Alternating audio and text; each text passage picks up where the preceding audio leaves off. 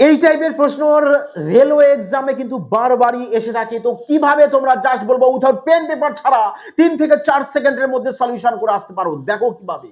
বলেছে এক্স সমান এত, ওয়াই সমান এত, জেড সমান এত বলেছে, তাহলে এর মান বের করো। তো তোমরা যদি জানো যে যদি যদি a plus b plus c equal to 0 হয়, তাহলে a cube plus b cube plus c cube equal to তোমাদের 3abc হবে, 3abc হবে।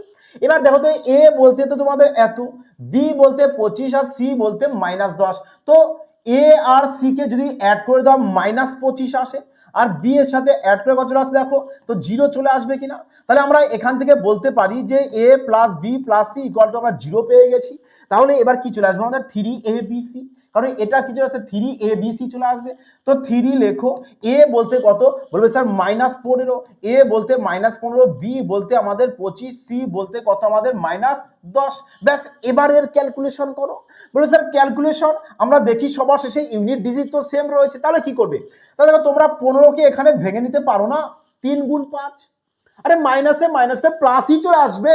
তাহলে এবার দেখো 3 আর 3 গুণ করে কত হয় 9, বলবে স্যার 9 তো চলে এসেছে, আমরা বানিয়ে নিয়েছি স্যার 9। তাহলে এবার ডাইরেক্ট অপশন চেক করব কোনটা 9 দিয়ে ডিভাইড যায়। চলো দেখো এ তো 9 দিয়ে ডিভাইড যাবে না, 9 দিয়ে ডিভাইড যাবে, তো চলো অপশন সি চলে আসবে, আর বাকি চেক করার কোনো প্রয়োজন নেই। ওকে মাই ডিয়ার ফ্রেন্ডস, তো মিসাইল নাম্বার সাহায্যে প্রশ্নের ক্যালকুলেশন পুরো জল ভাত বানিয়ে নাও। যদি লজিক ভালো লাগে তো অবশ্যই একটি ভিডিও কমেন্ট, লাইক এবং চ্যানেলটিকে শেয়ার করতে কিন্তু ভুলো না।